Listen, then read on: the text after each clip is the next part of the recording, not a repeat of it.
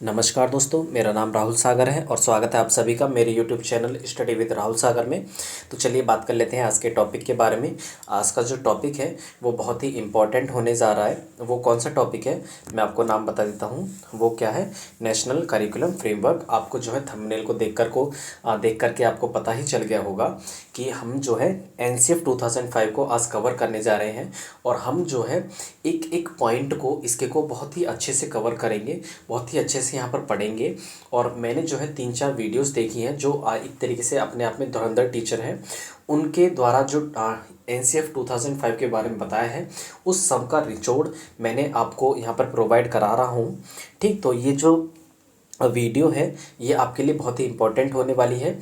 KVS special हमने जो pedagogy series है वो चला ही रहे हैं। ठीक, तो ये एक उसी का ही एक छोटा सा पार्ट है NCF 2005। ठीक, जिसे हम हिंदी में क्या बोलते हैं? राष्ट्रीय पाठ्यचर्या रूपरेखा। ठीक, इसके बारे में हम आज हर एक डिटेल जानेंगे और इसके बाद हम कुछ इम्पॉर्टेंट क्वेश्चंस को भी करेंगे। क्या? इसके बाद हम कुछ इम्पॉर्टेंट क्वेश्चंस भी करेंगे NCF 2005 से रिलेटेड जो होने वाले हैं। ठीक है, तो चलिए शुरू करते हैं आज के अपने वीडियो को। और वीडियो की शुरुआत करने से पहले आप सभी से मेरी यही रिक्वेस्ट है कि अगर आपने अभी तक चैनल को सब्सक्राइब नहीं किया है तो प्लीज़ चैनल को सब्सक्राइब कर लीजिए और बेल आइकन को भी दबा लीजिए, ताकि जो हमारे आने वाली वीडियोज़ हैं वो आपको आसानी से देखने के लिए मिल जाएँ। ठीक, तो चलिए बात कर लेते हैं हम अपने टॉपिक के बारे में। तो टॉपिक क्या है हमारा? National curriculum framework. National curriculum framework, इसे हिंदी में क्या बोलते हैं? इसे हिंदी में बोलते हैं राष्ट्रीय पाठ्यचर्या रूपरेखा। क्या बोलते हैं इसे हम हिंदी में? राष्ट्रीय पाठ्यचर्या रूपरेखा। ठीक, यहाँ पर एक वर्ड दिया हुआ है, वो क्या है? करिकुलम। क्या है? जिसे हम क्या बोलते हैं? पाठ्यचर्या। एक सेकेंड, यहाँ पर मैं लिख देता हूँ हिंदी में पाठ्यचर्या। ठीक, तो ये करिकुलम क्या होता है? सबसे पहले मैं आपको इस वर्ड को डिफाइन कर देता हूँ। करिकुलम क्या है? करिकुलम वो सभी चीज़ें हैं, मतलब वो सभी फैसिलिटीज़ हो सकती हैं। अगर मैं आपको इसको अपने वर्ड में डिफाइन करूं तो वो सभी फैसिलिटीज़ जो एक विद्यालय द्वारा प्रोवाइड कराई जा रही हैं वो एक करिकुलम के अंतर्गत ही आती हैं। क्या? वो सभी फैसिलिटीज़ को हम हिंदी में क्या बोलेंगे? सुविधाएं। ठीक, मतलब all the facilities provided by a school और अ यूनिवर्सिटी। ठीक, बोल सकते हैं कि यूनिवर्सिटी के द्वारा भी जो सभी फैसिलिटीज़ प्रोवाइड कराई जा रही हैं वो सभी जो है एक करिकुलम के अंतर्गत आती हैं। देखिए, कुछ लोग जो है करिकुलम को एक सिलेबस से जोड़ते हैं। क्या? सिलेबस से जोड़ते हैं, पढ़ने या पढ़ाने से जोड़ते हैं। बट ऐसा नहीं है। करिकुलम के अंतर्गत केवल पढ़ना और पढ़ाना ही नहीं आता है, केवल सिलेबस ही नहीं आता है। इसमें वो सभी एक्टिविटीज़ आती हैं जो एक स्कूल में होती हैं। क्या? इसमें जो है वो सभी एक्टिविटीज़, वो सभी प्रक्रियाएं शामिल हैं जो एक स्कूल के अंतर्गत होती हैं। भाई देखिए, स्कूल के अंतर्गत बहुत सारी प्रक्रियाएं होती हैं। जैसे देखिए, कुछ प्रोग्राम हो गया, कोई फेस्टिवल स्कूल में मना लिया। देखिए, अलग अलग जो फेस्टिवल्स होते हैं, जैसे 25 दिसंबर हो गया, मतलब जिसे हम क्रिसमस डे बोलते हैं, ईद मना ली या फिर दिवाली मना ली, या फिर ठीक मतलब अलग अलग त्यौहार जो है, जो ये सब जो मनाए जाते हैं ये भी एक करिकुलम का ही हिस्सा है। क्या है? ये सभी जो है एक करिकुलम का ही हिस्सा है। ठीक है, एक संगीत प्रोग्राम करा लिया। क्या? एक सिंगिंग प्रोग्राम करा लिया। ठीक, कोई किसी चीज़ का खेल का कंपटीशन कर लिया। ठीक, तो ये सभी चीज़ें क्या है? ये भी एक करिकुलम का ही हिस्सा है। तो मैं आपको बताऊं, विद्यालय के अंदर मतलब स्कूल के अंदर होने वाली सभी प्रक्रियाएं, और ये प्रक्रियाएं कौन कौन सी हो सकती है? जैसे देखिए, पढ़ना पढ़ाना तो शामिल है ही है करिकुलम के अंतर्गत, बट इसमें जैसे खेलकूद हो गया, हस्तकला हो गया, मतलब हाथों के द्वारा कुछ आपसे बनवाया जाता है टीचर्स के द्वारा बच्चों से, तो वो भी एक करिकुलम का ही हिस्सा है। ठीक, संगीत हो गया, प्रार्थना भी मतलब सुबह सुबह कराते हैं, वो भी एक करिकुलम का ही हिस्सा है। जब दोपहर में बच्चे खाने के लिए तैयार होते हैं, जो जिसे हम हाफ डे नहीं, एक सेकेंड, क्या बोलते हैं? इंटरवल जो बोलते हैं हम, वो भी उससे उस जब इंटरवल होता है मतलब इंटरवल होता है स्कूल में, तो उससे पहले भी एक प्रार्थना की जाती है, वो भी एक करिकुलम का ही हिस्सा है। ठीक, और मिड डे मील जो भोजन प्रोवाइड करा रहे हैं टीचर्स स्कूल में, वो भी एक करिकुलम का हिस्सा है। तो मतलब वो सभी एक्टिविटीज़, वो सभी प्रक्रियाएं जो एक विद्यालय के अंतर्गत हो रही हैं, ये सभी जो है एक करिकुलम के अंतर्गत आती हैं। भाई देखिए, बाहर का फील्ड ट्रिप कराने ले जाना बच्चों को, वो भी एक करिकुलम का ही हिस्सा है। तो क्या है? करिकुलम में वो सभी एक्टिविटीज शामिल होंगी जो एक स्कूल में कराई जा रही है, मतलब कि all the facilities provided by a school और अ यूनिवर्सिटी बोल सकते हैं। ठीक, तो ये सभी क्या है? एक करिकुलम का ही हिस्सा है। ठीक। और दूसरे वर्डों में अगर मैं आपको समझाने की कोशिश करूँ तो दूसरे शब्दों में जैसे स्कूल में पैर रखने से लेकर के बाहर निकलने तक का, क्या, स्कूल में पैर रखने से लेकर के बाहर निकलने तक, स्कूल के बाहर निकलने तक वो सभी एक्टिविटीज़ जो स्कूल से संबंधित हैं वो सभी जो हैं करिकुलम के अंतर्गत आएंगी। ठीक। तो ये हो गया हमारा करिकुलम, क्या हो गया, ये हो गया, हमने पाठ्यचर्या के बारे में बात कर ली। ठीक। इसको हमने अच्छे से समझ लिया। अगर आपको ये उतारना है तो आप वीडियो को पॉज करके या फिर पीछे दोबारा से सुन करके आप इसको उतार सकते हैं। ठीक। तो चलिए आप करिकुलम को इस तरीके से रख लीजिए, आपको उतारना भी नहीं है, एक आपको समझ भी आ गया होगा। ठीक। तो चलिए बात कर लेते हैं एनसीएफ 2005 के बारे में। एनसीएफ की फुल फॉर्म मैंने आपको बता दी है कि नेशनल करिकुलम फ्रेमवर्क होता है और 2005 है इस तरफ। ये चलिए बात कर लेते हैं ये पॉइंट के बारे में आगे क्या है। ठीक। तो NCF 2005 is the fourth NCF. क्या कहता है ये जो लाइन, ये जो पॉइंट है, कहता है कि NCF 2005 is the fourth NCF. मतलब ये जो 2005 वाला जो एनसीएफ है ये चौथा एनसीएफ है। मतलब कहने का ये है कि इससे पहले जो है, इससे पहले भी 3 एनसीएफ आ चुके हैं। ये जो एनसीएफ 2005 जो अब तक फॉलो हो रहा है हमारी इंडिया में, ये चौथा एनसीएफ है और इससे पहले भी 3 एनसीएफ आ चुके हैं। वो कौन कौन से हैं? जो सबसे पहले आया था वो था 1970 में, 1975 में, और सेकेंड आया था 1988 में, और थर्ड आया था 2000 में। पहला जो एनसीएफ आया था वो आया था 1975 में, और जो सेकंड आया था, जो दूसरा एनसीएफ आया था वो आया था 1988 में, और जो तीसरा आया था 2000 में। ठीक। तो और ये जो और चौथा आया है कौन सा, एनसीएफ 2005, मतलब 2005 में जो राष्ट्रीय पाठ्यचर्या रूपरेखा आई है वो चौथा हमारा एनसीएफ है। ठीक। अगर आपसे क्वेश्चन पूछा जाए किसी एग्जाम में कि ये जो हमारा एनसीएफ 2005 है ये कौन से नंबर का एनसीएफ है, तो आपका आंसर क्या होगा वहाँ पर? आपका आंसर होगा ये जो एनसीएफ 2005 है ये 4th नंबर का एनसीएफ है। कौन सा? चौथे नंबर का एनसीएफ है। ठीक। इससे पहले भी जो है 3 एनसीएफ आ चुके हैं। चलिए आगे के पॉइंट के बारे में जान लेते हैं। NCF 2005 came into effect on 7 सितंबर 2005। ये इसे लागू कब किया गया था? 7 सितंबर 2005 को। एनसीएफ 2005 को लागू कब किया गया? इफेक्ट मतलब ये इफेक्ट में कब आया? ये आया था 7 सितंबर 2005 को। कब आया था? 7 सितंबर 2005 को। ठीक। अप्रूव्ड बाय CABE, और इसको जो अप्रूवल मिला था वो किसके द्वारा दिया गया था? CABE, जिसकी फुल फॉर्म क्या है? Central advisory board of education. क्या है? Central advisory board of education के द्वारा एनसीएफ 2005 को अप्रूव किया गया था, एक अप्रूवल मिला था। ठीक। देखिए आगे का पॉइंट कहता है कि NCF is a document consisting of 5 chapters. जो हमारे एनसीएफ 2005 में 5 चैप्टर्स हैं। क्या है? 5 चैप्टर्स हैं। इसके बारे में देखिए थोड़ा कन्फ्यूज़न है इसमें। 5 चैप्टर्स हैं, बट हम एक टीचर के द्वारा बताया गया कि 5 चैप्टर्स ही हैं, बट इसमें जो है कुछ गोल्स वगैरह हैं, वो शायद 7 दिए हुए हैं। बट चैप्टर्स के बारे में अगर आपसे पूछा जाए तो कितने चैप्टर्स हैं एनसीएफ में, तो आपका जो आंसर होगा वो 5 होगा। कितना होगा? 5 होगा। अगर आपसे प्रकरण पूछ ले तो 7 हो गए। अगर आपसे हिंदी में अगर पूछ ले कि जो एनसीएफ के जो प्रकरण हैं वो कितने हैं, वो 7 हैं। मतलब इसमें कुछ दिया हुआ है, अगर आप इसको गूगल करके देखोगे तो आपको पता चल जाएगा। ठीक। अगर चैप्टर के बारे में पूछे तो चैप्टर कितने हैं इसमें? एनसीएफ में 5 चैप्टर हैं। ठीक। चलिए ये मैंने आपको क्लियर कर दिया है। ओरिजिन की बात कर लेते हैं। जो एनसीएफ 2005 की है जो उत्पत्ति हुई है वो कहाँ से हुई थी? क्या एनसीएफ 2005 की उत्पत्ति कहाँ से हुई है? चलिए देख लेते हैं, इसको ऊपर कर लेते हैं थोड़ा। देखिए इसके बारे में बताने से पहले मैं आपको बता देता हूँ, ये जो पॉइंट लिखे हुए हैं यहाँ पर, ये जो है, जैसे मैंने आपको जो है थंबनेल में बताया कि सभी टीचर्स का एक तरीके से निचोड़ में आपको प्रोवाइड करा रहा हूँ एनसीएफ 2005 का। तो ये जो चीज़ें हैं मैंने अपने नोट्स बनाए हैं एक अलग एनसीएफ के।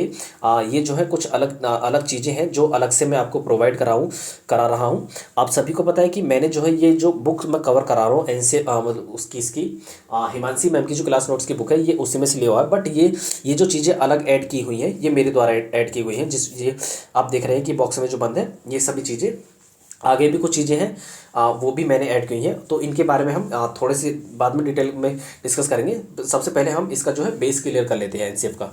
ठीक। तो चलिए जान लेते हैं इसकी जो ओरिजिन थी, इसकी जो उत्पत्ति हुई थी एनसीएफ 2005 की, वो कहाँ से हुई थी। ठीक। तो चलिए ये कहता है national policy of education 1986। Origin जो है इसके जो है एनसीएफ 2005 के आने के पीछे जो है काफ़ी सारे कारण थे। देखिए, एक लर्निंग विदाउट बर्डन की जो 1992 में जो रिपोर्ट आई थी वो उसको भी आधार मान करके एनसीएफ को तैयार किया गया था, और नेशनल पॉलिसी ऑफ एजुकेशन 1986 इसको भी आधार मान करके एक एनसीएफ 2005 को तैयार किया गया था। तो ठीक इसके पीछे जो है मतलब काफ़ी सारी चीज़ें थी जिसको ध्यान में रख करके एनसीएफ 2005 को लाया गया था। तो अगर आपसे पूछा जाए कि जो मेन जो रीज़न था वो क्या था, एनईपी 1986 मतलब कि नेशनल एजुकेशन पॉलिसी जो थी 1986 की, उसको बेस मान करके एनसीएफ 2005 को लाया गया था। जैसे कि यहाँ पर आपको दिख भी रहा होगा, ये 1986 नेशनल पॉलिसी ऑफ एजुकेशन, इसको आधार मान करके एनसीएफ 2005 को लाया गया था।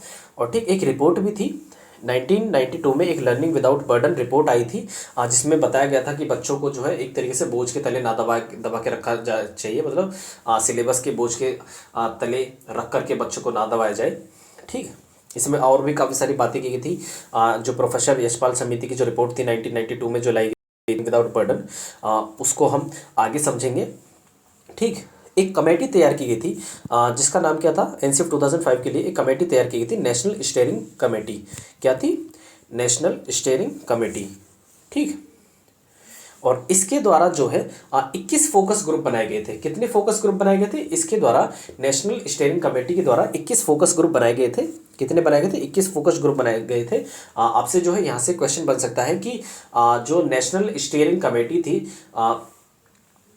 उसके द्वारा कितने फोकस ग्रुप बनाए गए थे? तो आपका आंसर क्या होगा यहाँ पर? 21 focus group national steering committee के द्वारा बनाए गए थे। ठीक, चलिए आगे बात कर लेते हैं रिकमेंडेशन। और इस कमेटी की सिफारिशों के आधार पर ये जो एनसीएफ लाया गया था 2005 में, इसकी सिफारिश यह की गई कि इस एनसीएफ को एनसीएफ 2005 के नाम से जाना जाएगा। क्या इस कमेटी के द्वारा यह सिफारिश की गई कि इस एनसीएफ को एनसीएफ 2005 के नाम से जाना जाएगा। ठीक, जैसा कि यहाँ पर लिखा हुआ है ये चीज़। ठीक, चलिए, और ये नेशनल स्टीयरिंग कमेटी के द्वारा 21 फोकस ग्रुप बनाए गए थे। ठीक, यहाँ से क्वेश्चन बन सकता है। चलिए आगे की बात कर लेते हैं। The NCF 2005 begins with a quotation from Tagore's essay civilisation and progress. क्या है? जो एनसीएफ 2005 है हमारा, उसकी जो शुरुआत होती है एक कोटेशन से होती है, एक तरीके का थॉट होता है। कोटेशन क्या होता है? एक बोल सकते हैं कि जो अच्छे विचार होते हैं वो एक तरीके से कोटेशन होती है। ठीक, तो टैगोर का एक एसे है सिविलाइजेशन एंड प्रोग्रेस, उसके मतलब जो हमारे एनसीएफ 2005 की शुरुआत होती है एक रविंद्रनाथ टैगोर के एक एसे से होती है, और उस एसे का नाम क्या है? Civilisation and progress. क्या है? Civilisation and progress. और इसे हम हिंदी में क्या बोलेंगे? सभ्यता और प्रगति। क्या बोलेंगे हम इसे हिंदी में? सभ्यता और प्रगति। ठीक है, और इस ऐसे में जो रविंद्रनाथ टैगोर कहते हैं, क्या कहते हैं? In which he reminds us that a creative spirit and generous joy are keys in childhood. इस ऐसे में रविंद्रनाथ टैगोर कहते हैं कि एक बचपन के जो कुछ की फैक्टर्स हैं, बचपन के कुछ की फैक्टर्स हैं। एक तो बच्चे का क्रिएटिव होना। क्या? एक तो बच्चे का क्रिएटिव होना, और दूसरा बताया है कि बचपन जो है एक आनंदपूर्ण होना चाहिए, एक आनंद से भरा हुआ होना चाहिए। क्या? रविंद्रनाथ टैगोर ने अपने सिविलाइजेशन प्रोग्रेस के एस्से में कहा है कि बच्चा जो है एक तरीके से बचपन जो है बच्चे का क्रिएटिव होना चाहिए। क्या? भाई बचपन जो है बच्चे का क्रिएटिव होना चाहिए, एक सृजनात्मक होना चाहिए, नए नए विचार बच्चे के मन में आने चाहिए, और जो बचपन होना चाहिए वो आनंदपूर्ण भी हो। क्या? आनंद से भरा हुआ भी होना चाहिए।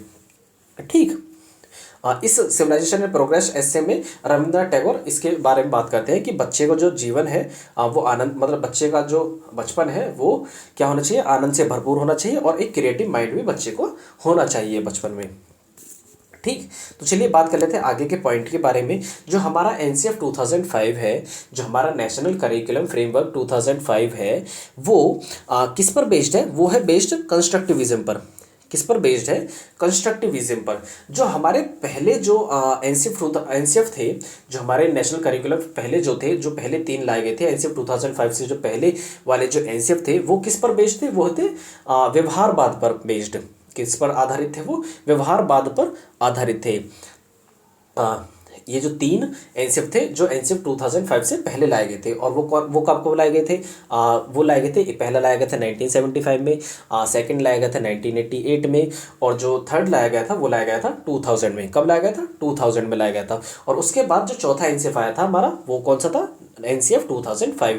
बट और ये जो किस पर बेस्ड था भाई? इससे पहले वाले तो हो गए व्यवहारवाद पर आधारित, लेकिन जो एनसीएफ जो हमारा एनसीएफ 2005 था वो बेस्ड था कंस्ट्रक्टिविज्म पर। किस पर बेस्ड है? मतलब था क्या है, मतलब ये जो है एनसीएफ 2005 हमारा जो है, ये एनसीएफ 2005 कंस्ट्रक्टिविज्म पर बेस्ड है।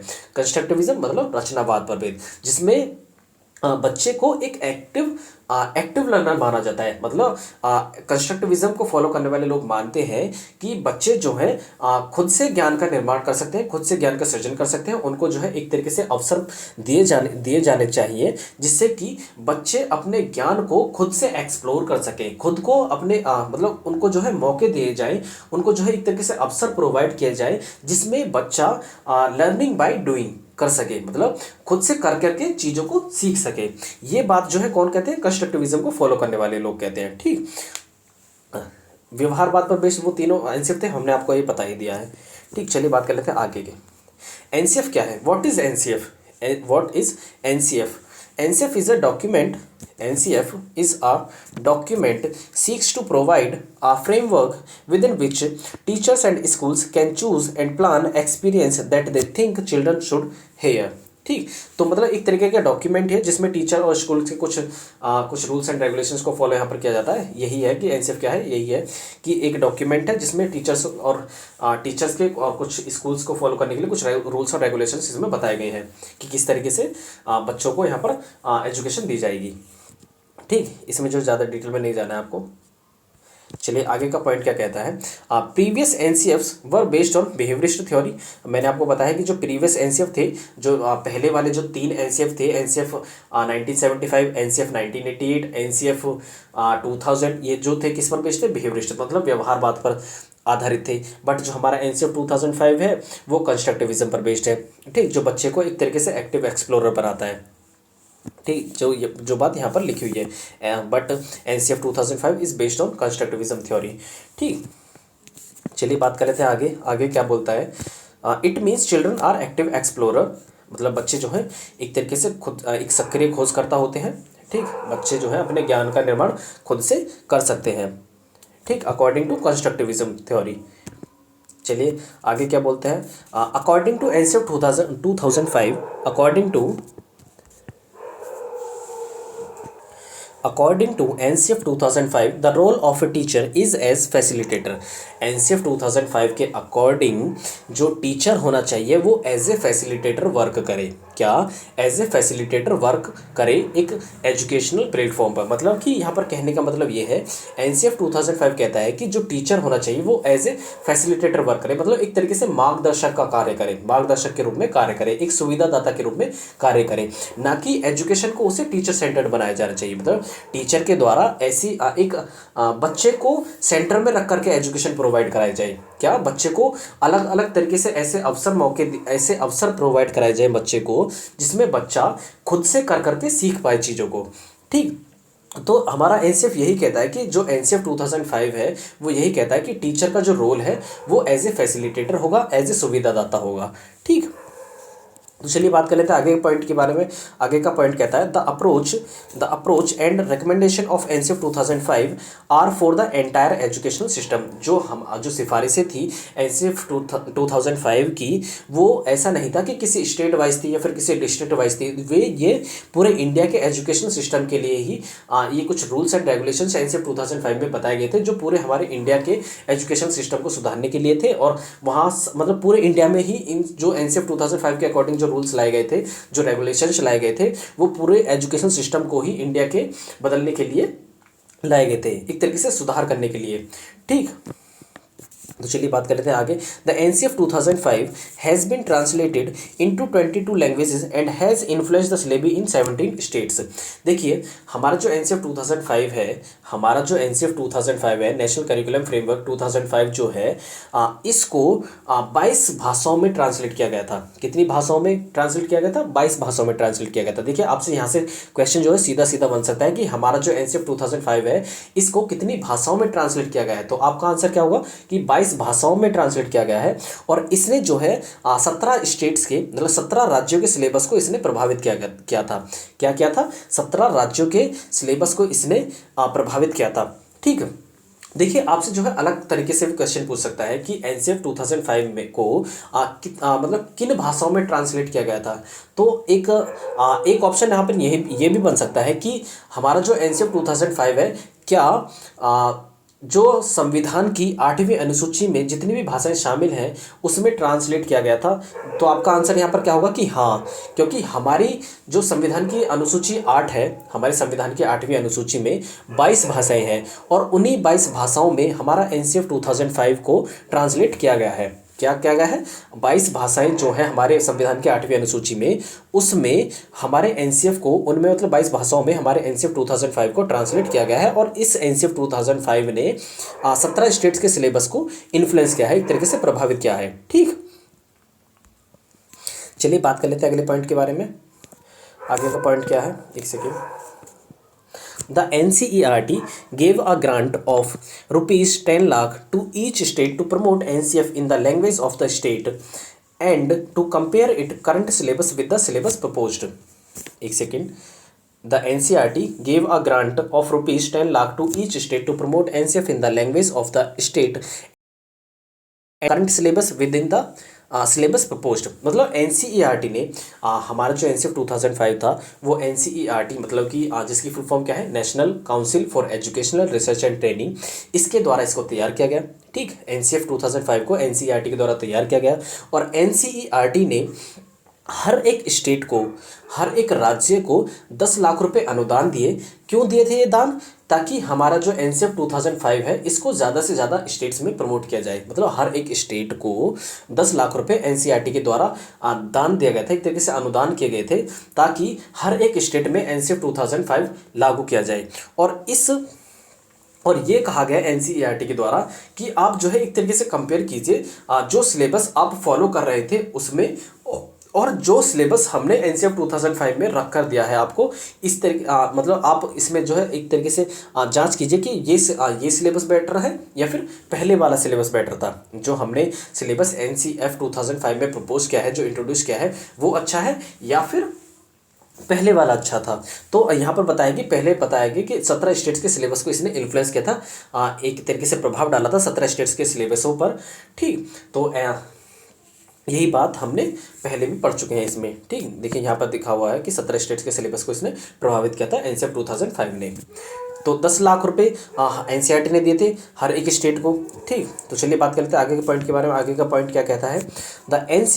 This exercise is being carried out with the involvement of State Council for Educational Research and Training, short form में इसे क्या बोलते हैं, SERT, and district institution of educational and training. ठीक, तो इस एक्सरसाइज को, मतलब इस काम को अंजाम किस ने दिया था? इस एक्सरसाइज को जो अंजाम दिया था, मतलब हमारे एनसीएफ 2005 को फॉलो करने में जो मदद की थी, वो हर एक स्टेट की एससीईआरटी ने की थी।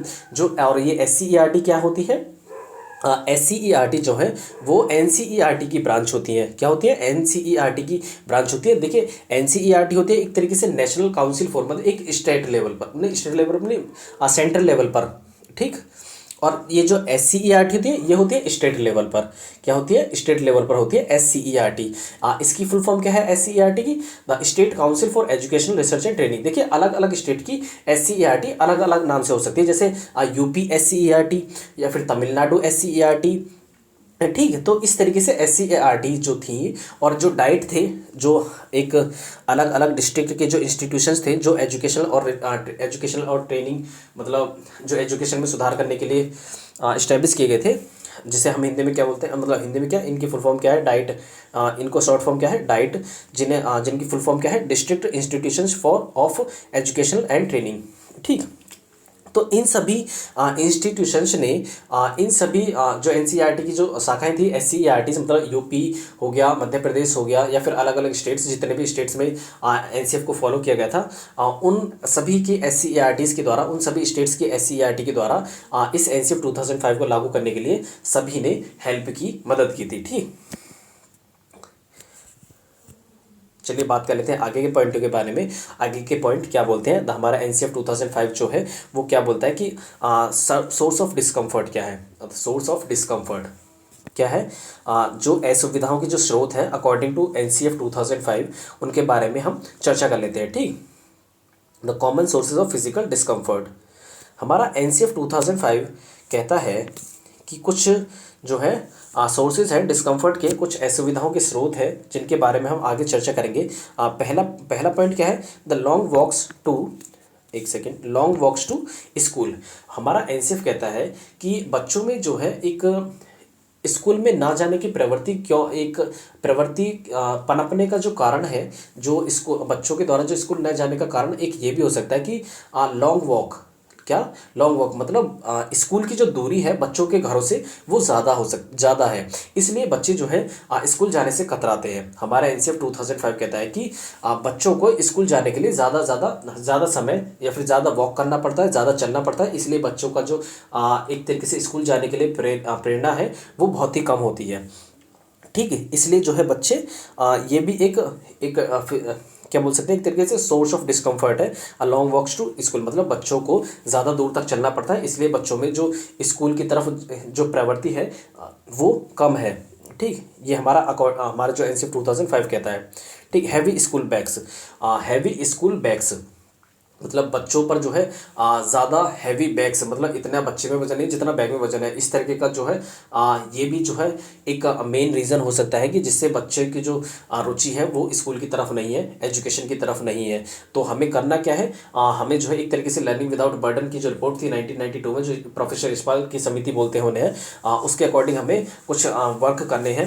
ठीक, हमारा एनसीएफ कहता है कि बच्चे को जो है इतना, बच्चे का जो बैग है वो इतना हैवी ना हो कि बच्चे के वजन से भी ज़्यादा बच्चे के बैग में वजन हो। ठीक है, ऐसा ना लगे कि बच्चा बैग को लेकर के जा रहा है या फिर बैग बच्चे को लेकर के जा रहा है। ठीक, चलिए आगे के पॉइंट की बात कर ले। लैक ऑफ बेसिक इंफ्रास्ट्रक्चर, मतलब स्कूल का जो बेसिक इंफ्रास्ट्रक्चर है वो गलत, वो अच्छा नहीं है। ठीक, बैडली डिज़ाइंड फर्नीचर, वहाँ का फर्नीचर अच्छा नहीं है, बच्चों को बैठने में कठिनाई हो रही है। ठीक, तो ये भी एक मेन रीज़न हो सकता है।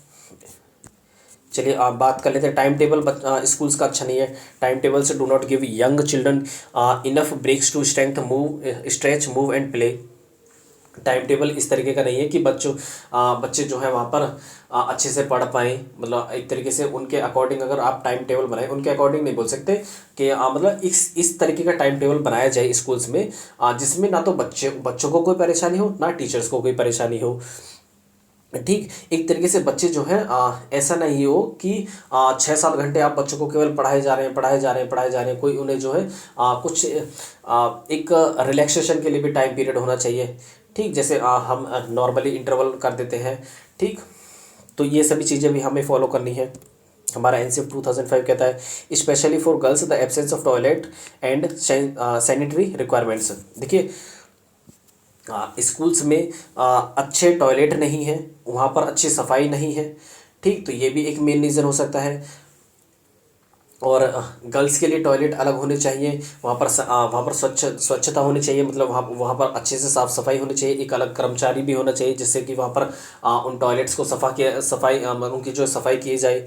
ठीक, तो ये भी सभी चीज़ें जो है हमारा एनसीएफ 2005 कहता है वहाँ पर। और कॉर्पोरल पनिशमेंट मतलब शारीरिक दंड, जिसे हम हिंदी में क्या बोलेंगे, शारीरिक दंड भी बच्चों को फेस करना पड़ता है। इसलिए भी एक मेन रीज़न होता है कि स्कूल ना जाने का कारण ये भी है कि बच्चों को जो है एक तरीके से शारीरिक दंड देते हैं टीचर्स जो है। और हमें भी जो है हमें क्या करना है, हमारा एनसीएफ 2005 कहता है कि बच्चों को कॉर्पोरल पनिशमेंट ना दिया जाए, बच्चों को जो है शारीरिक दंड मतलब किसी भी तरीके का पनिशमेंट नहीं चलेगा, चाहे वो मेंटली हो या फिर फिजिकली हो। ठीक, चाहे वो इमोशनली हो। तो क्या करना है, हमें बच्चों को प्यार से समझाना है, प्यार से चीज़ों को बच्चे के दिमाग में बैठानी है। उनको चाहे अगर भले ही उन्हें कोई दिक्कत आ रही है तो उन उस दिक्कत को जानने का मतलब जानना है वो किस वजह से आ रही है, उसके पीछे का कारण जानना है, ठीक। और फिर उसी के अकॉर्डिंग हमें जो है वहाँ पर रेमेडियल करनी है, एक तरीके से उपचार करना है।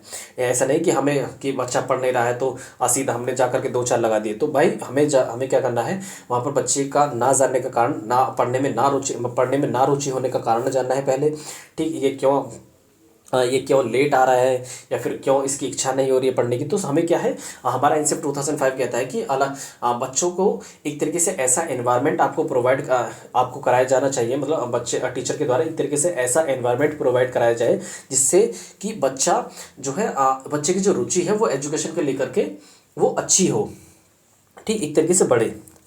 चलिए हमारा जो एनसीएफ 2005 है कुछ प्रिंसिपल्स की बात करता है।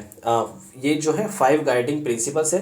यहाँ से क्वेश्चन बन सकता है, एग्जामिनर पूछ सकता है कि जो एनसीएफ 2005 है वो कितने गाइडिंग प्रिंसिपल्स की बात करता है। तो आप क्या बोलेंगे, वहाँ पर 5 गाइडिंग प्रिंसिपल्स जो हैं वो एनसीएफ 2005 के द्वारा प्रोवाइड करे गए हैं, मतलब बताए गए हैं कि 5 गाइडिंग प्रिंसिपल्स हैं, ठीक। तो पहले की बात कर लेते हैं, the 5 important guidelines and recommendations by NCF. ये 5 important guidelines and recommendations by NCF।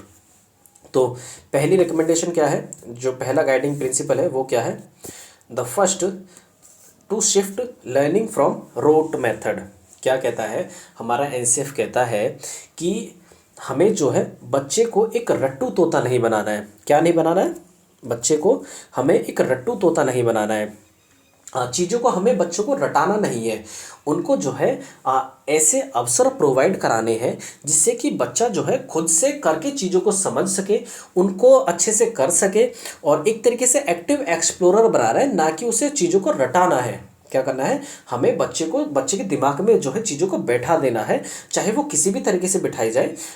चाहे वो लर्निंग बाय डूइंग पर हमें ज़्यादा फोकस करना है, उनको एक तरीके से एक्सप्लोरर बनाना है, एक तरीके से अन्वेषक बनाना है, खोजकर्ता के रूप में हमें बच्चे को तैयार करना है, ताकि वो चीज़ें के बारे में जो समझ है अपने आप से खुद से ग्रहण कर सके, अपने आप से खुद से ज्ञान का सृजन जो है खुद से वो कर सके, ना कि हमें केवल चीज़ों को रटा देनी। भाई देखिए, जैसे कि हमें बच्चे को ABCD पढ़ानी है तो हमें जो है बच्चे को रटाना नहीं है, हमें जो है ABCD का जो मतलब भी समझाना है, ABCD से कौन कौन से वर्ड्स बन सकते हैं वो भी सभी चीज़ें हमें बच्चे को बतानी है। तो हमें जो है केवल चीज़ों को रटाना नहीं है, हमें जो है बच्चे को एक तरीके से एक्टिव एक्सप्लोरर बनाना है, सक्रिय खोजकर्ता बनाना है, जिससे कि बच्चा जो है अपने ज्ञान का निर्माण खुद से कर सके, ठीक। तो 5 जो पहला गाइडिंग प्रिंसिपल है ये कहता है कि बच्चे को हमें रोट मेथड की तरफ नहीं ले जाना है, उसको जो है उसकी अंडरस्टैंडिंग बढ़ानी है, उसको एक तरीके से एक्टिव एक्सप्लोरर बनाना है, ठीक। चलिए पहला लेवल हो गया। द सेकंड प्रिंसिपल क्या है, सेकंड प्रिंसिपल है ये, the connecting knowledge to life outside the school. Connecting knowledge to life outside the school. देखिए हमें जो है देखिए जो चीज़ें बच्चा स्कूल्स में सीख रहा है, ऐसा ना हो कि जो चीज़ें स्कूल में सीख रहा है वो केवल स्कूल में रहकर, स्कूल में दबकर ही रह जाए। उस तरीके हमें जो है क्या करना है, बच्चे को प्रेरित करना है कि जो चीज़ें वो स्कूल्स में सीख रहा है उनको वो बाहर भी इम्प्लीमेंट कर सके। क्या करना है हमें, बच्चे को हम जो चीज़ें स्कूल में सिखा रहे हैं उनको एक तरीके से बच्चे को कहना है कि आप जो है इनको बाहर भी इम्प्लीमेंट कीजिए। देखिए हमने जैसे किसी टीचर ने बच्चे को ABCD पढ़ाई, या फिर किसी टीचर ने बच्चे को प्लस माइनस करना सिखाया, तो इस प्लस माइनस का जो यूज़ है वो बाहर की मतलब डेली लाइफ में भी बच्चा कर सके। इस तरीके से हमें क्या करना है, एक तरीके से डायरेक्शन देनी है बच्चे को, एक तरीके से फैसिलिटेट करना है कि बच्चे को, जिससे कि बच्चा जो है स्कूल के ज्ञान को बाहरी ज्ञान से जोड़ सके, मतलब अपनी डेली लाइफ में, अपने दैनिक जीवन में उसका यूज़ कर सके, ठीक। जैसे वही प्लस माइनस करना, तो हमें मैथ का जो क्या बोल सकते हैं, मैथमेटिकल जो ऑपरेशंस होते हैं उनको बच्चा, अगर हम एक टीचर के द्वारा अगर किसी बच्चे को स्कूल में मैथमेटिकल ऑपरेशन सिखाए जा रहे हैं तो वो टीचर क्या करेगा, वो कहेगा बच्चे को कि आप जो है इनका जो है बाहर भी यूज़ कर सकते हैं, मतलब आप दैनिक जीवन में भी इनका यूज़ कर सकते हैं। देखिए डेली लाइफ में आप प्लस माइनस तो करते हैं, तो बच्चे को आपको बताना है कि आप जो है इनका यूज़ वहाँ पर भी कर सकते हैं, ठीक। कि चीनी, जैसे चीनी लाने में बच्चा कर सकता है कि चीनी क्या रुपये किलो आ रही है, जैसे 40 रुपये किलो, तो 40 रुपये किलो तो मैं 100 रुपये देंगे माँ बाप तो कितनी किलो चीनी आएगी। तो क्या है मतलब डेली लाइफ से चीज़ों को जोड़ना है बच्चे को, ठीक। मतलब कहने का यहाँ पर ये है कि सेकंड गाइडिंग प्रिंसिपल कहता है कि जो चीज़ें बच्चा स्कूल में सीख रहा है उनको जो है बाहर भी इम्प्लीमेंट करना है। ठीक, देखिए यहाँ पर ये पॉइंट्स दिए हुए हैं, किन सिद्धांतों पर बना है जो हमारा NCF 2005 है, किन सिद्धांतों पर बना है, इनके बारे में हम थोड़ा बाद में चर्चा करेंगे, इसके बाद हम चर्चा कर लेते हैं। बट हम पहले इन 5 गाइडिंग प्रिंसिपल्स को जान लेते हैं। ठीक, हमने दो जो है गाइडिंग प्रिंसिपल्स के बारे में बात कर लिया। जो थर्ड हमारा गाइडिंग प्रिंसिपल है वो क्या है? थर्ड है to integrate examination into classroom learning and make it more flexible. To integrate examination into classroom learning and make it more flexible. परीक्षा प्रणाली को लचीला बनाया जाए। क्या करना है हमें? परीक्षा प्रणाली को लचीला बनाया जाए, मतलब समय के अनुसार जो है, ताकि उसमें चेंज लाए जा सके, मतलब समय के अनुसार उसमें परिवर्तन भी किया जा सके। इस तरीके की हमें परीक्षा प्रणाली को फ्लेक्सिबल रूप में वहाँ पर बनाना है। ठीक, तो हमारा थर्ड गाइडिंग प्रिंसिपल हो गया। फोर्थ क्या है? To enrich the curriculum so that it goes beyond text book. To enrich the curriculum so that it goes beyond text book. Curriculum में केवल पाठ्य पुस्तकों पर ही फोकस नहीं रखा जाए, बल्कि अन्य एक्टिविटीज़ जैसे प्लेइंग, कल्चरल वैल्यूज़ पर भी ध्यान दिया जाए। देखिए, हमें जो है बच्चे को स्कूल में लाना है। स्कूल में ला कर के ऐसा नहीं है कि केवल बच्चे को पढ़ाना ही पढ़ाना है, केवल पाठ्य पुस्तकों के ज्ञान को ही उसे बताना है, ऐसा नहीं करना है। हमें जो है बच्चे को अलग चीज़ें भी हमें उसको सिखानी है। देखिए, अलग अलग कंपटीशन, जैसे खेल की तरफ उसकी रुचि करनी है, संगीत की तरफ उसकी रुचि करनी है, हस्तकला की तरफ रुचि करनी है, मतलब जितना हो सके बच्चे को हमें जो है उसको भर देना है ज्ञान से। क्या है, एक तरीके से बोल सकते हैं कि उसको जो है बच्चे को एक तरीके से भर देना है ज्ञान से, ना कि केवल पाठ्य पुस्तक के माध्यम से ही उसे बच्चे को ज्ञान नहीं देना है। जितने भी तरीकों से हो सके बच्चे के माइंड में सोशल वैल्यूज़ को, कल्चर को, फेस्टिवल्स को, जो सभी चीज़ें हम जितना हो सके उतना चीज़ों को बच्चे में भरने का हमें प्रयास करना है। ठीक, एज ए टीचर। चलिए, हमारा 5 पॉइंट क्या कहता है? Nurturing on overriding identity informed by caring concerns within the democratic polity of the country। बच्चे को ऐसी पहचान बनाया जाए जो अपने संविधान को फॉलो करने वाले बने। मतलब यहाँ पर कहने का मतलब ये है कि बच्चे के अंदर जो है एक तरीके से ऐसी डेमोक्रेटिक कैरेक्टरिस्टिक्स बच्चे में भर दी जाए, जिससे कि वो एक अच्छा संविधान को फॉलो करने वाला एक व्यक्ति बने। क्या है, मतलब सभी के पॉइंट ऑफ व्यू को सुने, अपना पॉइंट ऑफ व्यू अगर सुनाए तो ऐसा नहीं कि केवल अपनी अपनी ही बात कर रहा है, बट वो दूसरों के पॉइंट ऑफ व्यू को भी सुने। दूसरों को, मतलब केवल ऐसा नहीं हो कि केवल अपने आप को सेंटर में रख करके सोचे कि जो चीज़ें मुझे पसंद है वो दुनिया को पसंद है, ऐसा नहीं है। मतलब दूसरों के पर्सपेक्टिव से भी बच्चे को सोचना है। इस तरीके का हमें जो एक मेंटलिटी है उसके अंदर बच्चे में डालनी है। ठीक, तो चलिए, ये कुछ JP नायक का ट्रायंगल है। इससे जाने से पहले हम कुछ किन सिद्धांतों पर बना है इसके बारे में बात कर लें। जो हमारा NCF है, NCF 2005 है, ये किन सिद्धांतों पर बना है? ये मैं देखिए यहाँ पर एक जूम कर लेता हूँ, किन सिद्धांतों पर बना है। ठीक, ये बात करता है। जो पहला सिद्धांत है वो क्या है? Child centric education. जो हमारा NCF 2005 है वो चाइल्ड सेंटर्ड एजुकेशन को ध्यान में रखते हुए बनाया गया है। क्या है? Child centred education. ऐसा ना हो कि बच्चे को जो है सेंटर में रख करके चीज़ों को सिखाना है। ठीक, सेकेंड प्रिंसिपल है the principle of utility. Principle of utility, the second principle क्या है? द प्रिंसिपल ऑफ यूटिलिटी, मतलब उपयोगिता का सिद्धांत। मतलब कि जो चीज़ें बच्चा स्कूल में सीख रहा है उनका उपयोग भी कर सके, इस चीज़ को ध्यान में रख करके NCF 2005 को बनाया गया है, जिससे कि वहाँ पर ये रूल्स फॉलो हो सके। द प्रिंसिपल ऑफ फ्लेक्सिबिलिटी, समय के अनुसार चीज़ों में परिवर्तन किया जा सके, इसको ध्यान में रख करके NCF 2005 बनाया गया है। ठीक, और अगला पॉइंट क्या कहता है? प्रिंसिपल ऑफ कॉन्टिन्यूटी, लगातार हमें जो है बच्चे के डेवलपमेंट के लिए प्रयास करने हैं। ठीक, इन चीज़ों को ध्यान में रख करके NCF 2005 बनाया गया। प्रिंसिपल ऑफ सब्जेक्ट कोरिलेशन, हमें जो है प्रिंसिपल ऑफ सब्जेक्ट कोरिलेशन, इसको समझ लेते हैं थोड़ी डिटेल में।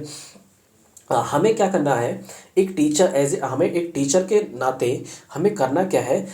सब्जेक्ट को रिलेट करके पढ़ाने हैं। क्या करना है? सब्जेक्ट को कोरिलेट करके पढ़ाना है। भाई देखिए, अगर हम हिस्ट्री पढ़ा रहे हैं तो हमें ऐसा एक तरीके से हिस्ट्री को इस तरीके से प्रस्तुत करें, इस तरीके से बच्चों को पढ़ाएं, जिससे कि हम अन्य सब्जेक्टों को भी जोड़ सकें, मतलब अन्य विषयों को भी हम बच्चों को समझाते समय हम जोड़ सकें।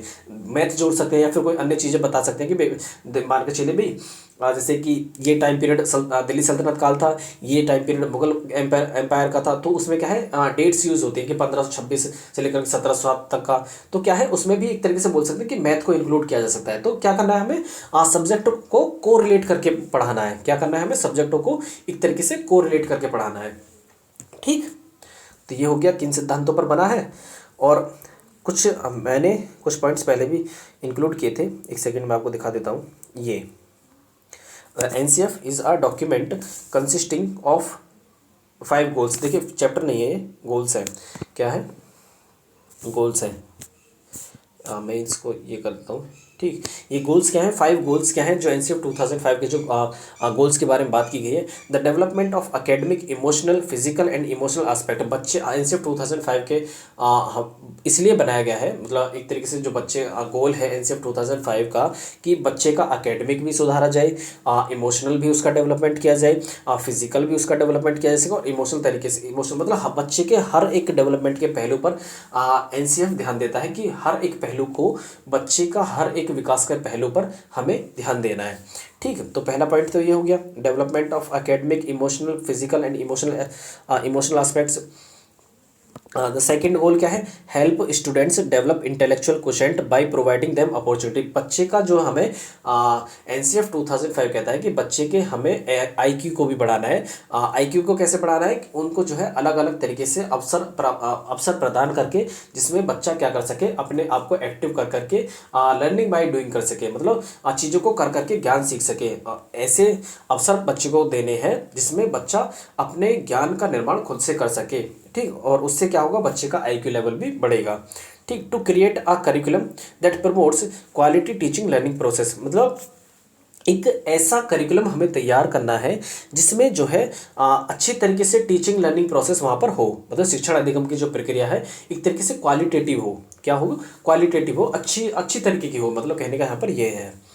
ठीक, फोर्थ क्या कहता है, द फोर्थ पॉइंट बोलता है to foster creating thinking skills by facilitating different activities. मतलब बच्चे को एक तरीके से क्रिएटिव थिंकर बनाना है, मतलब नई नई चीज़ों, मतलब इस तरीके से बनाना है बच्चे को कि जिससे बच्चा अपने सृजनात्मक तरीके से सोच पाए, बच्चा अलग अलग दिशाओं में सोच पाए, डाइवर्जेंट थिंकिंग कर पाए। एक ऐसा एनवायरनमेंट बच्चे को देना है, एक ऐसी स्किल्स बच्चे में पैदा करनी है कि जिससे बच्चा क्रिएटिव थिंकर बन पाए। ठीक, नई नई चीज़ों को सोच करके बच्चा कर पाए। ठीक, नए नए आइडियाज़ दे सके, एक क्रिएटिव थिंकर बन पाए बच्चा।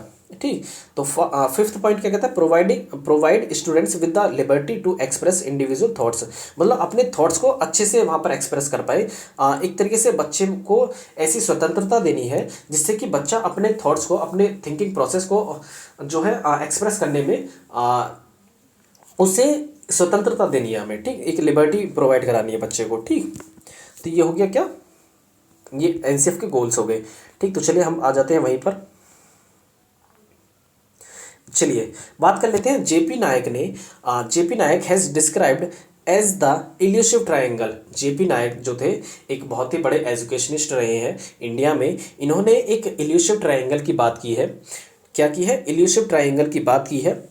इन्होंने जो है इन्होंने इंडियन एजुकेशन को एक इल्यूसिव ट्रायंगल कहा है। क्या कहा है, JP नायक ने इंडियन एजुकेशन का सिस्टम को एक इल्यूसिव ट्रायंगल के बारे में बात कही है। और इसमें जो है 3 पहलुओं को रखा है, एक तो इक्वालिटी और क्वालिटी और क्वांटिटी।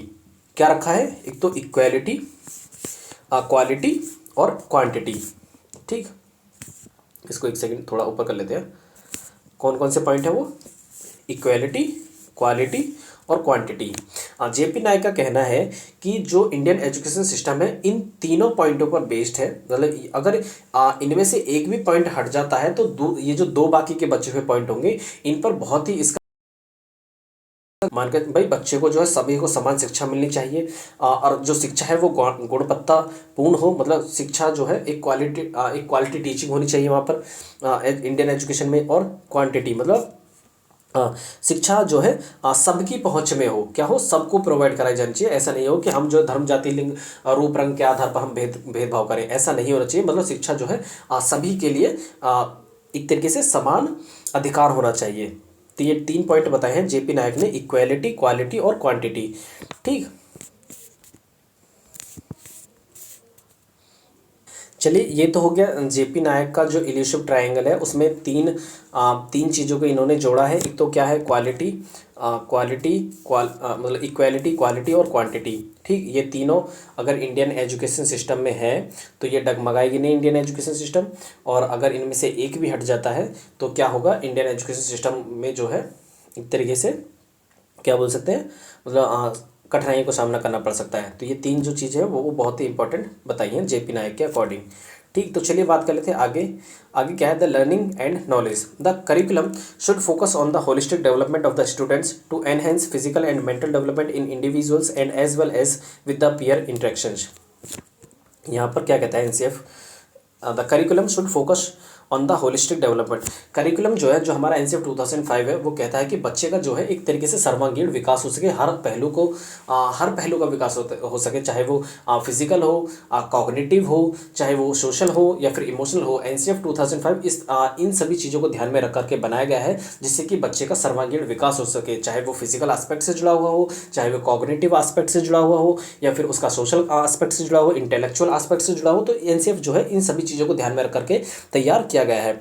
ठीक, to enhance physical and mental development in individual and as well as the with the peer interaction. मतलब यही बात की गई कि पीयर इंटरेक्शन मतलब समाज में एक तरीके से बच्चे का जो है सामाजिक विकास भी हो सके, बच्चा जो है अपने सहपाठी लोगों के साथ रह करके चीज़ों को सीख सके।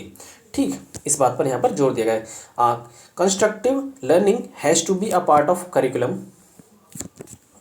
यहाँ पर कहा गया है constructive learning has to be part of curriculum, learning by doing, being active. मतलब यहाँ पर कहा गया है कि एनसीएफ 2005 कहता है कि बच्चे को एक तरीके से लर्निंग बाय डूइंग करने पर जोर दिया जाना चाहिए, मतलब बच्चे को जो है करके सीखने पर जोर दिया जाए। एनसीएफ 2005 कहता है कि बच्चे को करके सिखाए जाए, चीज़ों को जो है खुद से एक तरीके से ऐसे मौके प्रोवाइड कराए जाए, जिससे कि बच्चा खुद से चीज़ों को करके सीखे। ठीक, एक कंस्ट्रक्टिव जो अप्रोच है वो इसी बात पर जोर देती है कि बच्चे जो है अपने ज्ञान का जो एक्सप्लोरर है, जो बच्चे जो है अपने ज्ञान का निर्माण खुद से कर सके, एक सक्रिय अन्वेषक के रूप में बच्चों को तैयार किया जाए। हमारा एनसीएफ 2005 ये बात करता है। ठीक, don't misunderstand information as knowledge. जब तक सूचना का अर्थ ग्रहण ना कर लिया जाए, उसे ज्ञान ना समझाया जाए। क्या, देखिए बच्चे जो है शुरुआती दौर में क्या करते हैं कि इन्फॉर्मेशन और नॉलेज को सेम ही मान लेते हैं। तो क्या करना है, हमें क्या करना है, बच्चे को तब तक नॉलेज वर्ड को इंट्रोड्यूस नहीं करना है जब तक कि वो इन्फॉर्मेशन को अच्छी तरीके से ना समझ जाए। तो ये जो इन्फॉर्मेशन है वो अलग चीज़ है, और नॉलेज है वो अलग चीज़ है। देखिए, नॉलेज में हमारी इन्फॉर्मेशन आ सकती है, बट हमारे इन्फॉर्मेशन में नॉलेज नहीं आ सकती। नॉलेज जो है एक तरीके से बोल सकते कि एक ब्रॉड टर्म है। क्या है, नॉलेज जो है एक ब्रॉड टर्म है, और जो हमारी इन्फॉर्मेशन है वो एक नैरो टर्म है। ठीक, तो चलिए बात कर लेते हैं आगे। कुछ सब्जेक्ट्स के बारे में बात की है, लैंग्वेज को लेकर के बात की है, मैथमेटिक्स को लेकर के बात की है एनसीएफ ने, कंप्यूटर को लेकर के बात की है, साइंस को लेकर के कुछ कहा है, social science, art education, health and physical education, study of peace, work and education को लेकर के कुछ बात की है। चलिए इनके बारे में हम समझ लेते हैं कि एनसीएफ 2005 में इनको लेकर के क्या बात कही गई है। ठीक है, तो चलिए लैंग्वेज सबसे पहले आती है। लैंग्वेज क्या आती है, ये लैंग्वेज मतलब कि इसे हिंदी में क्या बोलते हैं, भाषा बोलते हैं। ठीक, टू इम्प्लीमेंट 3 लैंग्वेज फार्मूला। हमारा एनसीएफ 2005 जो है 3 लैंग्वेज फार्मूला को इम्प्लीमेंट करने पर जोर देता है, मतलब 3 लैंग्वेज फार्मूला इम्प्लीमेंट करना है according to NCF 2005। Emphasis on mother language as medium of instruction. जो हमें बच्चे को जो इंस्ट्रक्शंस देने हैं वो बच्चे की मदर टंग में देने हैं, मतलब उसकी मातृभाषा में हमें जो है बच्चे को पढ़ाना है। ठीक, बच्चे की जो मातृभाषा है, मतलब जिस क्षेत्र से वो आ रहा है वहाँ की जो रीजनल लैंग्वेज है उसमें जो है बच्चे को इंस्ट्रक्शंस हमें देने हैं एज ए टीचर। ठीक, focus on all skills of language. Focus on all skills of language, ये हमें जो है बच्चे के अंदर जो लैंग्वेज की जो सभी स्किल्स हैं, लिसनिंग, LSRW मतलब listening, speaking, reading and writing, इन सभी पर जोर देना है कि बच्चा जो है इनको जितना जल्दी हो सके इनको सीख सके। जितना जल्दी नहीं हो सके, मतलब बच्चे को जो है इन सभी पर फोकस करना है कि बच्चा जो है इनके अंदर जो है listening, speaking, reading and writing की जो स्किल्स है बच्चे के अंदर डेवलप हो सके। ठीक, फर्स्ट लैंग्वेज कौन सी होगी बच्चे की? मदर टंग होगी, मतलब मातृभाषा होगी। ठीक, सेकंड लैंग्वेज कौन सी हो सकती है? हिंदी या इंग्लिश हो सकती है। क्या?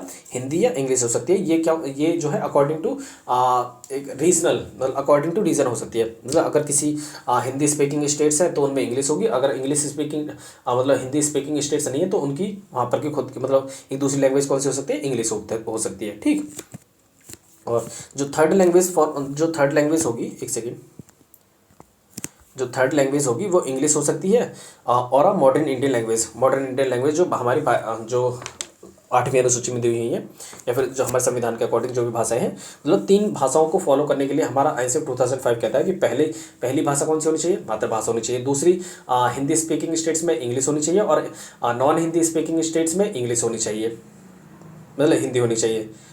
क्या? नॉन हिंदी स्पीकिंग स्टेट्स में क्या होनी चाहिए? इंग्लिश।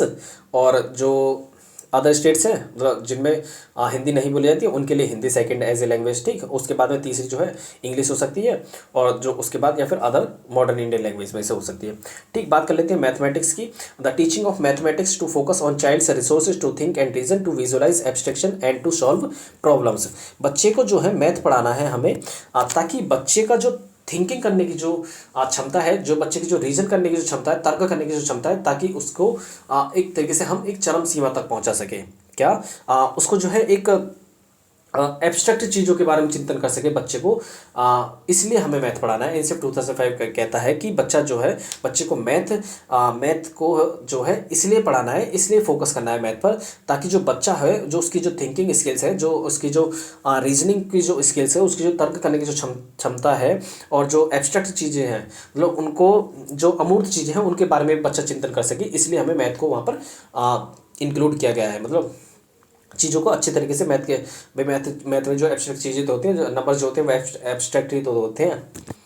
ठीक, चलिए, ये हो गया मैथ के बारे में। Science, the teaching of science to focus on methods and process that will nurture thinking process, curiosity and creativity. Science का जो पढ़ाने का जो फोकस है एनसीएफ के अकॉर्डिंग, वो क्या होना चाहिए? मेथड्स पर फोकस होना चाहिए। The teaching of science to focus on methods and process that will nurture thinking process. इससे क्या होगा?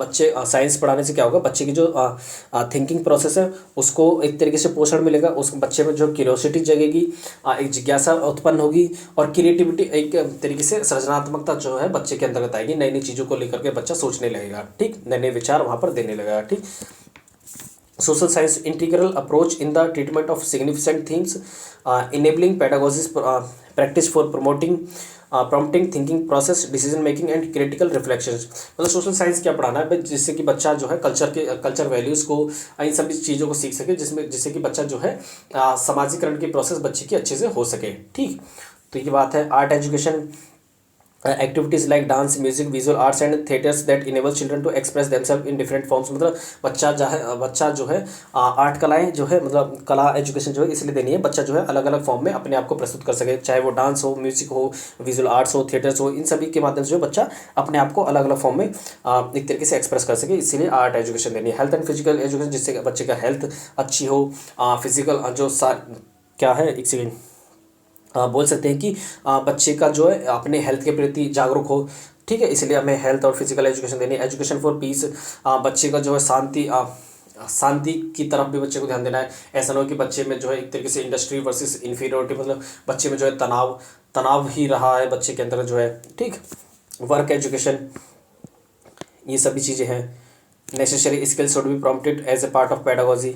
ठीक, तो इस वर्क एजुकेशन भी पर भी ध्यान देना है। विभिन्न प्रकार के उत्पादन सेवा उन्मुख गतिविधियों में बच्चों को शामिल करना, कार्य के माध्यम से कौशल। ठीक, तो ये बात यहाँ पर की गई वर्क एजुकेशन में। कुछ अदर इम्पॉर्टेंट फैक्ट्स हैं, जैसे कैटलिस्ट। टीचर क्या होगा भाई, मैंने आपको बता दी कि टीचर क्या होगा, एज ए फैसिलिटेटर वर्क करेगा। ठीक, और डेली एक्टिविटीज़ का असेसमेंट करना होगा। टीचर जो है यहाँ पर एनसीएफ 2005 कहता है कि टीचर के द्वारा जो है बच्चे को जो डेली एक्टिविटीज़ कराई जा रही है उनका असेसमेंट भी किया जाए, उनका आकलन किया जाए, मतलब मूल्यांकन नहीं, आकलन किया जाए। ठीक, और प्राथमिक स्तर पर मातृभाषा यूज़ करनी है हमें। देखिए ये पॉइंट्स जो है यहाँ पर हैं। ये टीचर क्या है, एक कैटलिस्ट है, उत्प्रेरक का काम करेगा, और डेली एक्टिविटीज़ का असेसमेंट करेगा। ठीक, एक सेकेंड, क्या है, टीचर क्या है, कैटलिस्ट है, उत्प्रेरक है, डेली इसका असेसमेंट करेगा। प्राथमिक स्तर पर जो है मातृभाषा में इंस्ट्रक्शंस देने हैं। असेसमेंट प्रोसेस फ्लेक्सिबल होनी चाहिए और करिकुलम ऐसा हो कि जिससे बच्चे का होलिस्टिक डेवलपमेंट हो सके और एजुकेशन जो है बुक सेंटर्ड ना हो। बच्चे को सेंटर में रखकर एजुकेशन दी जानी चाहिए। चलो तो दोस्तों, यहीं से हमारा जो टॉपिक है वो होता है ख़त्म। और आई होप आपको वीडियो पसंद आई होगी। अगर वीडियो पसंद आई है तो प्लीज़ चैनल को सब्सक्राइब कर लीजिए और बेल आइकन को भी प्रेस कर लीजिए, ताकि जो हमारी आने वाली वीडियोस हैं उनको आप आसानी से देख सकें। और दोस्तों यही है, और इसके बाद जो है मैं कुछ एनसीएफ से रिलेटेड कुछ क्वेश्चंस को भी अपने चैनल स्टडी विद राहुल सागर पर कराने वाला हूँ। तो चलिए दोस्तों, यही थी हमारी आज की वीडियो। Thanks for watching.